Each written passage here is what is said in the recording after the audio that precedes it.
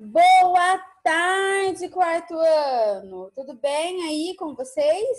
Espero que sim. Bora lá começar aí mais uma semana?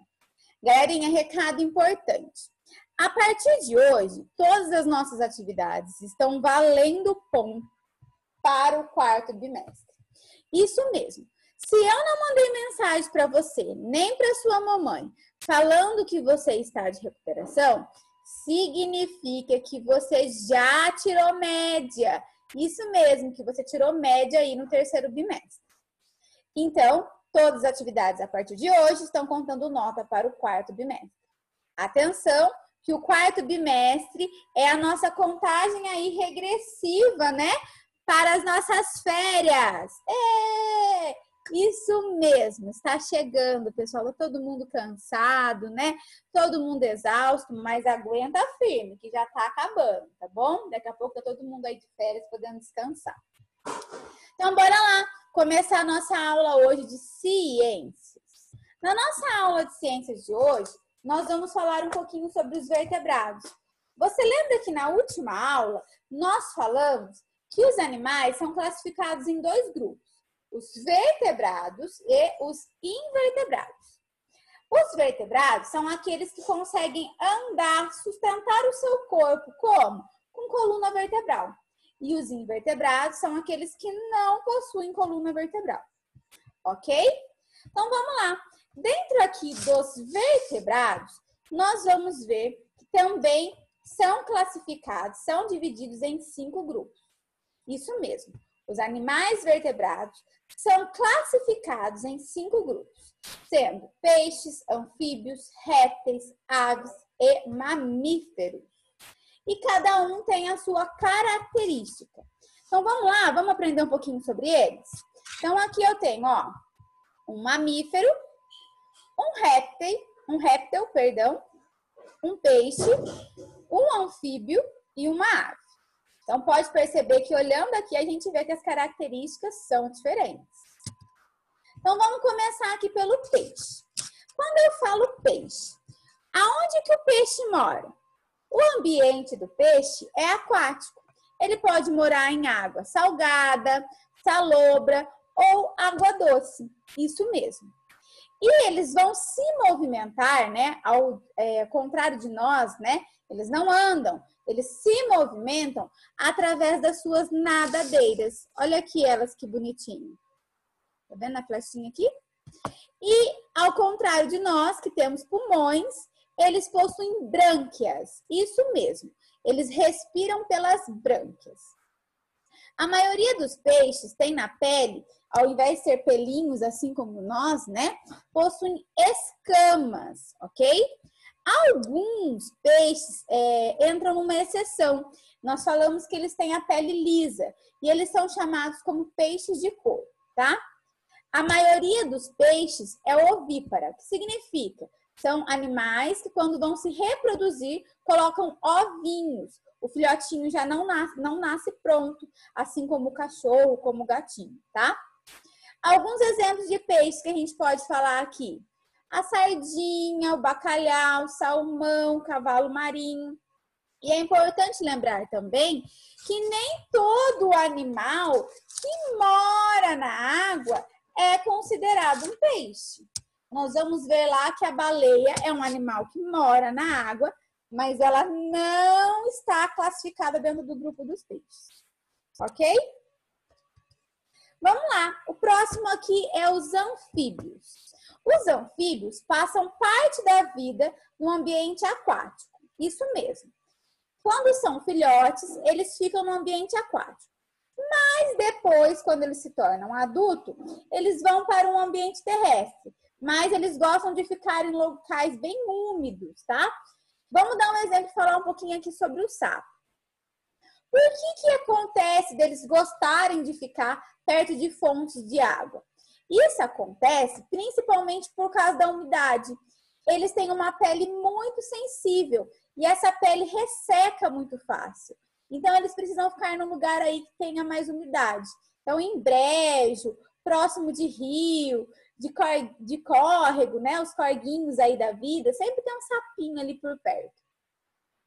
A respiração deles também nós podemos dizer que é um complemento da respiração pulmonar, tá? E um outro fator importante da gente falar aqui, que os anfíbios, eles têm uma reprodução diferente da nossa e também dos peixes. Como assim? Eles têm um período que nós falamos aí de metamorfose. Os anfíbios, eles depositam os ovos, né, em um ambiente aquático, por isso que eu falei que eles passam um período da vida em um ambiente aquático e um período da vida no ambiente terrestre. Então, o macho e a fêmea, né, vão lá se juntar para se reproduzir, e aí a fêmea vai lá e vai depositar os seus ovinhos, então, né, num ambiente aquático, ou próximo, né, na beira aí desse ambiente. A temperatura dos anfíbios, gente, é legal falar que varia muito conforme a temperatura do ambiente, tá? Então, tudo depende aí do ambiente que eles estão. Então, vamos voltar a falar sobre a reprodução. Então, os anfíbios também são ovíparos, né? E ovípara. E os seus ovos, né, são postos ali na água, né, ou próximo dela, e vai passar, então, por um período de metamorfose. Então, o sapinho, né, bonitinho, que nasce lá, né, a fêmea solta os ovinhos, o macho solta lá os seus espermas, formou um ovo fecundado, vai ter ali um girino. O girino, ele não é como o sapo aqui grandão, ele é bem diferente. Aqui na apostila de vocês, ó, é até legal depois vocês olharem, ó, tem o girino, ele é bem diferente.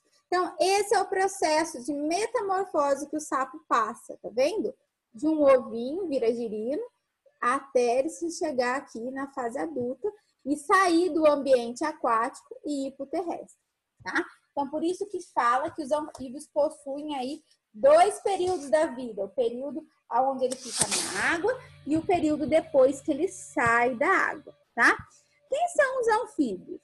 Nós podemos falar que são os sapos, as pererecas, as rãs, né? Todos esses animais aí fazem parte do grupo dos anfíbios, ok? Então, lembrar que os anfíbios, diferente dos peixes e de outros animais, eles possuem metamorfose. Eles passam por um desenvolvimento, um processo de transformação do início da sua vida até chegar à sua fase adulta, ok? Vamos para o próximo.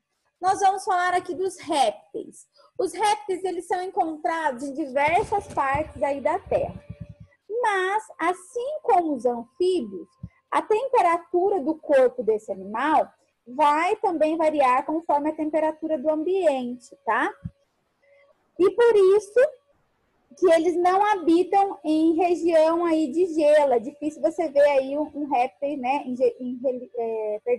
em região aí que possui gelo. Eles gostam de uma região aí mais quente, tá? Mas a temperatura deles sempre vai variar conforme o ambiente que ele está, tá bom? Entre os répteis, nós podemos falar que nós temos o jacaré, a tartaruga, serpentes, lagartos, né? E como que ele é? Quais são as características dele? Eles têm o corpo aí recoberto por escamas grandes, tá? Que é, né, no caso aí dos jacarés, ou escamas pequenas, como os das serpentes. Ou eles possuem uma carapaça formada por placas, que é o caso das tartarugas. A maioria deles, né, na verdade todos, quando vão fazer a sua reprodução aí, o que acontece? Eles colocam os ovinhos, né? Então, todos os animais dessa classificação são ovípara, né? Eles possuem aí, eles se destacam em seus ovos. Então, o lagarto vai lá, coloca os seus ovinhos para os filhotinhos nascer, assim como o jacaré, assim como a serpente, como a tartaruga, né? E o corpo pode ser formado, então, por escamas ou placas, né? Que vão formar o casco aí no caso da tartaruga, tá bom? Então, essa descrição aí são dos répteis, tá? As características deles. E das aves, gente, quais são as características das aves? As aves, diferente dos répteis, dos anfíbios, dos peixes, possuem escama, que a temperatura varia aí conforme a temperatura do ambiente, né? O anfíbio tem a pele aí sensível, pode ressecar. As aves não possuem escamas, vão possuir penas, né? Possuem um bico e asas. Tá vendo como as características são diferentes? Nadadeiras no peixe, né? Passa por metamorfose dos anfíbios. Os répteis aí tem uma classificação bem variada, não gostam de ambiente de gelo, né? Eles gostam de ambiente mais quente. E aqui, quando a gente fala aqui da classificação das aves, a maioria das aves, né, voam, porém nem todas vão voar, ok? Algumas, né, como a ema, o avestruz, o pinguim, não voam, mas são aves, tá? Eles respiram por meio de pulmões, né? E a fêmea aí coloca os seus ovinhos também, assim como os répteis, como os peixes, né? E alguns anfíbios aí, né? Que fazem o processo, né? Coloca o ovo para ser fecundado, né? Esse processo de reprodução aí é bem parecido, tá? Então, eles fazem ninho, né? Para o macho e a fêmea aí poder se reproduzir, e a fêmea coloca os seus ovos, chocam os ovos ali, até que o filhotinho esteja pronto para sair e começar a ter, então, a sua vida, tá bom? Então, a boca, né? Alguns têm um bico mais alongado, outros têm um bico mais achatado. Aí tudo depende do animal, da característica desse animal, ok? E agora nós vamos falar sobre os mamíferos. Duas características importantes dos mamíferos, né? Que você precisa saber. Eles têm pelos e as fêmeas possuem glândulas mamárias, que significa o quê? Que produzem leite, isso mesmo. Por isso que são chamados de mamíferos, animais que mamam. Dentro deles, né, coloquei o exemplo aqui, ó, da baleia. É um animal que vive na água, mas não é um peixe. Por quê? Porque a fêmea, ela possui aí glândulas mamárias, ela amamenta o seu filhote. Como é que é a nossa respiração? Nós temos respiração através dos nossos pulmões, né?